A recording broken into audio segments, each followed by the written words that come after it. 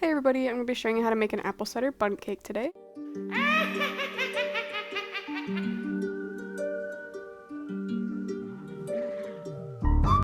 For the ingredients for the cake, you're going to need some all-purpose flour, some ground cinnamon, ground nutmeg, salt, baking powder, baking soda, apple cider, unsweetened applesauce, vegetable oil, dark brown sugar, granulated sugar, vanilla extract, and then 2 eggs. For the topping, you will also need sugar and cinnamon for that, but then you will also need butter as well. To start, we're going to preheat the oven to 350 degrees Fahrenheit. And then we're going to take a medium-sized mixing bowl and we're going to put a sifter into it. And then into the sifter, we're going to add 3 cups of flour,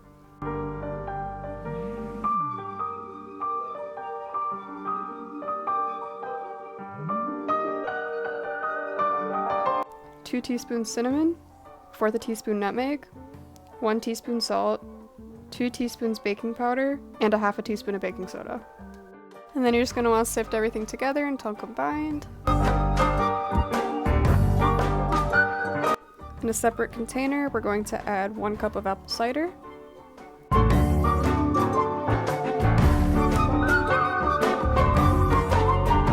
to the apple cider, we're going to add 3/4 a cup of the unsweetened applesauce, and then we're just going to combine.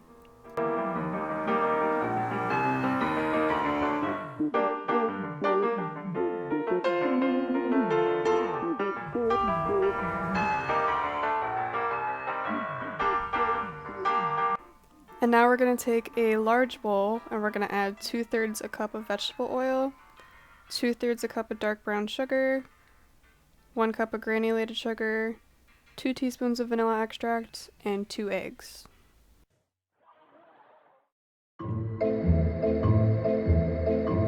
I'm then going to blend this on a low speed to make sure everything is mixed together.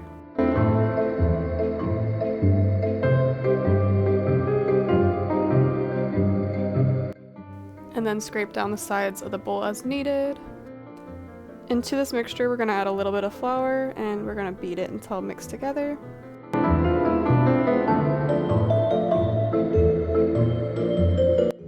And now we're going to do the same thing but with the apple cider mixture. And then we're going to keep going back and forth between the flour, mixing, apple cider, mixing, keep going back and forth between those. The recipe did say to start with adding flour and end with adding flour. I'm not sure how big of a difference it makes if you follow that or not, but that is what the recipe called for.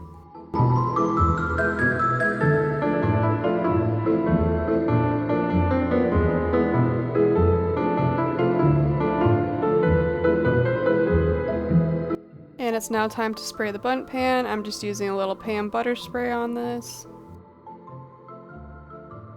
And then you can carefully pour the batter into the pan. I recommend putting parchment paper or paper towel under because it does get messy a little bit sometimes. If you also have these stupid little air bubbles like I have, you just gotta tap the pan onto the table a few times and they should go away. And then I put this in for 40 to 50 minutes. Mine took a little more on the 50-minute side. Later. I originally put my cake in for 45 minutes, and when I took it out first, it kind of had a puddle of batter at the top.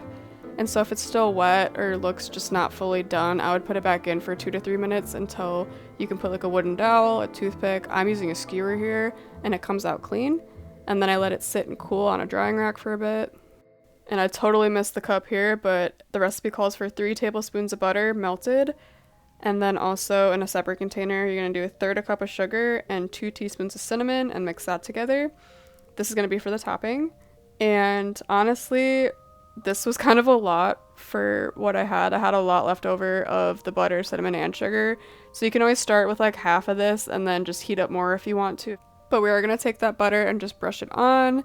And this part gets messy, but if you want it to like coat the entire cake, you kind of have to just shake the cinnamon sugar anywhere you can, like on the top of the cake. If you want to like throw it on the sides, that's kind of what I had to do. And then you can always like shake the excess off over the parchment paper.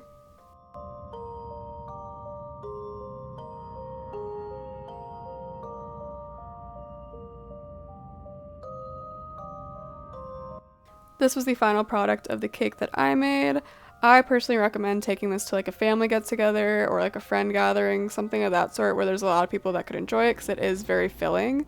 But honestly, it's so good, like no shame if you want to eat it by yourself. If you like this video, please give it a thumbs up to let me know. And if you'd like to see my new recipe videos that are going to be up in the near future and my other content, please subscribe. It'll let you know when those are posted. And then if you try this recipe, let me know how you like it. Bye!